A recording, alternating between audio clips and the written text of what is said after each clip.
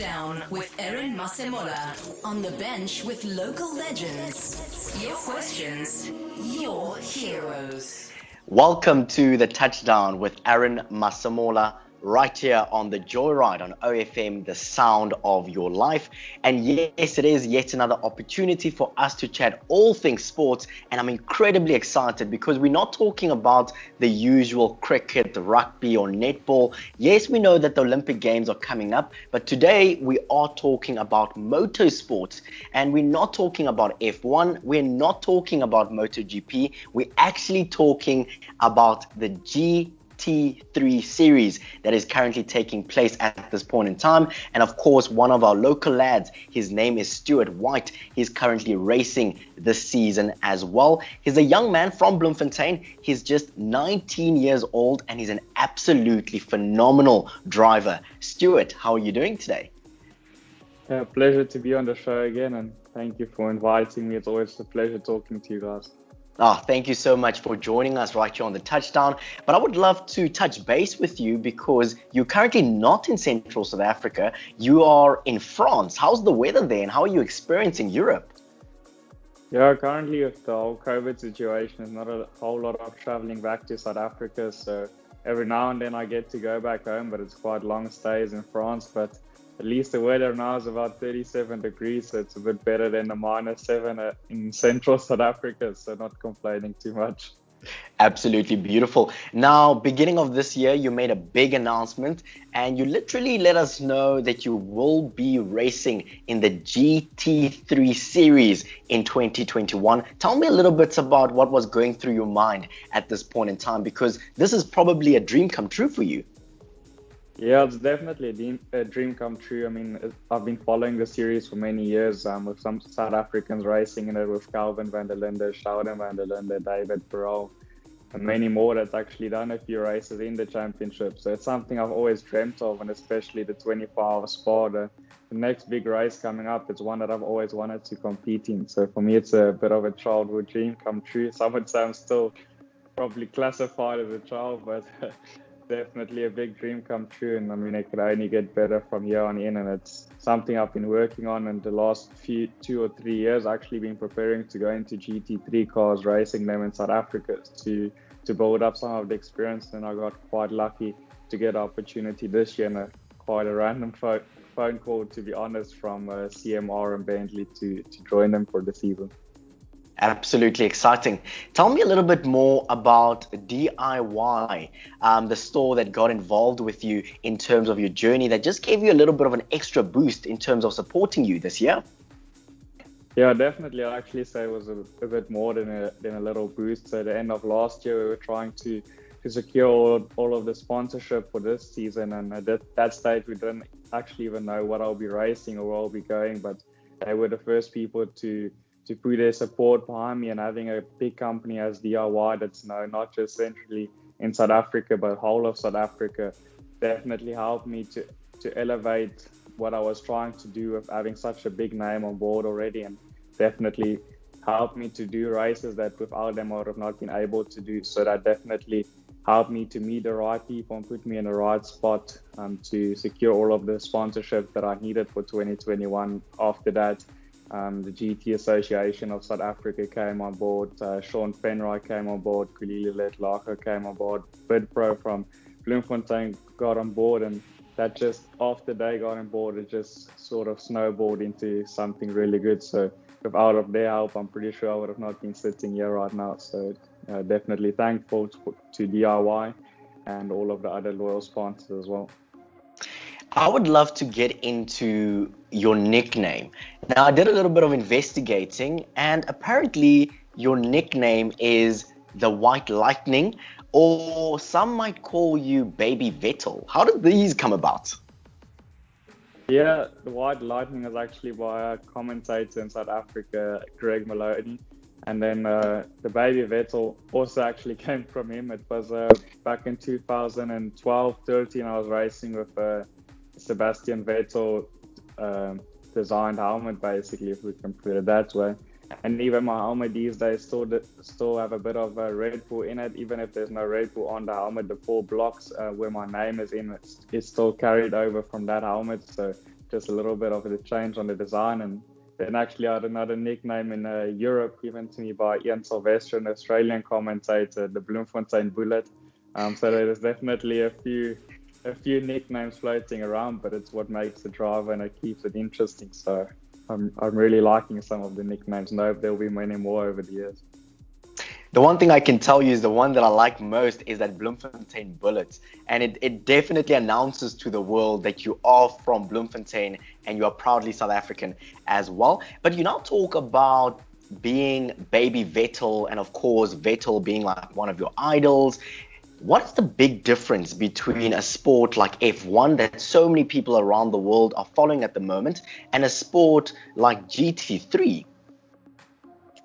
I think the biggest difference between GT3 and Formula One is a single seater specially built to probably go as fast as possible, the fastest cars in the world, where GT3 are more towards a standard car. It still needs to look like the Bentley Continental GT3 or still needs to look like the Audi R8 or Lamborghini Hurricane. So they still need to keep the correct shape.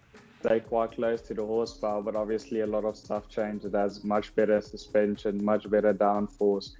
So it's still quite a big step from the normal road car, probably about 20 to 30 seconds a lap on a proper circuit. So still a big difference, but obviously will never be as quick as Formula One. Nothing will get to Formula One. The amount of budget that they have to spend just to build a specially built car, a single seater car, it's absolutely amazing. I think it must be quite a mega experience to drive a Formula One car. I was lucky enough to be part of Sauber Formula One in 2019, but until you have a certain amount of Formula 2 races and stuff, you cannot even do a test in a Formula One car because it's that fast. You need to have so much experience to drive on, but you never know what happens in the future.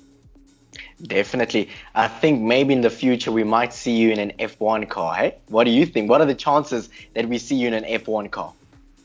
Yeah, definitely a dream. I think it's a dream for any racing driver to at least do a test in a Formula One car, but obviously the chances are not that much, but you never know what happens. It can happen on any day, and you can get pulled up from any series. So at this stage, my dream is more to do the 24-hour Le Mans in a LMP1 car that's quite close to a Formula One car, but not quite there yet, but it's still with all the top manufacturers, and that's definitely one of the dreams for me. And from there on, you can always go to Formula One if you're lucky enough and still on the right age. So it's never a no. I think anything in life is possible. So just keep on dreaming and giving our best every day, and then we'll see what happens in the future. Most certainly. I like what you say there in terms of anything is most certainly possible as well. But I would love to take you a step back a little bit. Of course, given the big announcement that you will be racing in GT3 in 2021, how has the season been thus far? Yeah, the season has its ups and downs as any sport season has. Definitely been learning a lot. The team has been great in supporting the drivers and building on as much as possible from where we started the end till now. It's been a big step already with the whole team. So really been happy with it, and going into the Sport 24 now, I think it's probably the strongest lineup that I've been part of, and the team definitely putting a lot of effort in. I've just been to the workshop this morning, and the amount of guys working on the car, working on all the stuff, getting it ready. It's absolutely crazy. There's nothing been held back for this race. We're a really strong lineup with me, Nelson has been a Le Mans winner.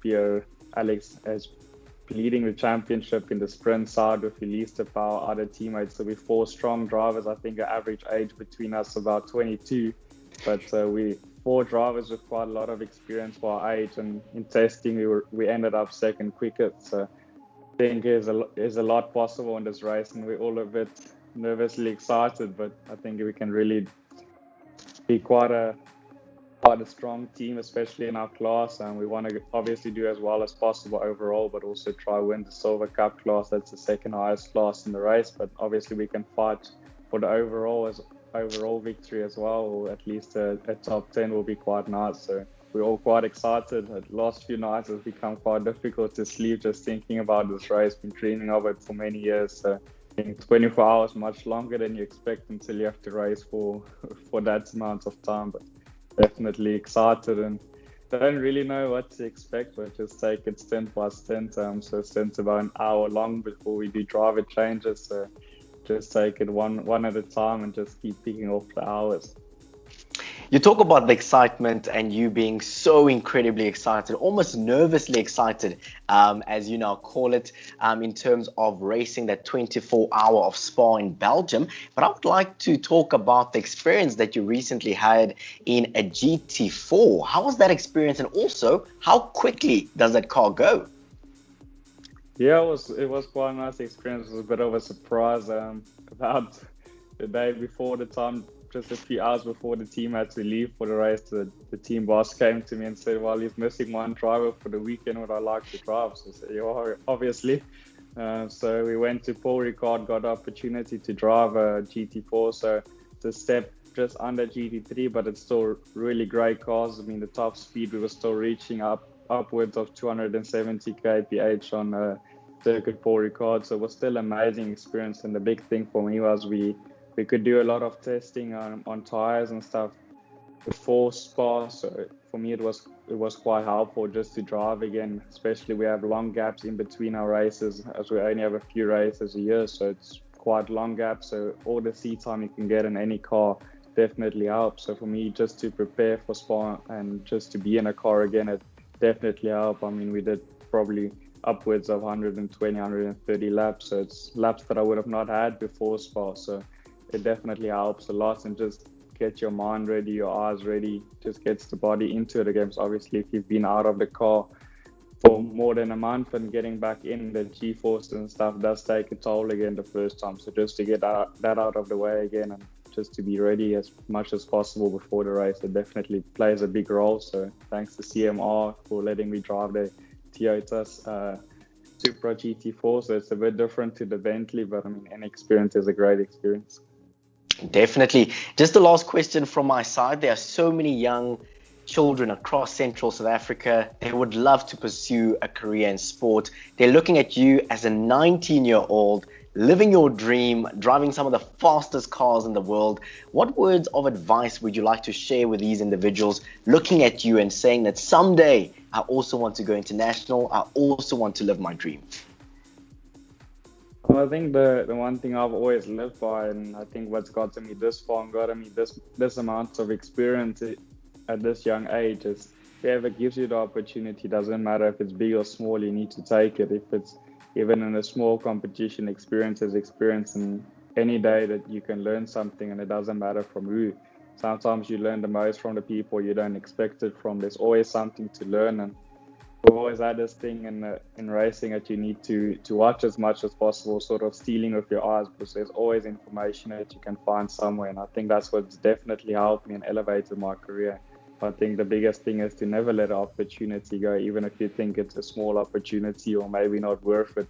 There's definitely something that can be learned from the experience, and that's the only way you grow, is to use each experience to the maximum and just to give your best, even if it's no one is watching. That's when you're growing the most. Stuart White, thank you so much for your time. You're an absolute inspiration. You're a phenomenal driver.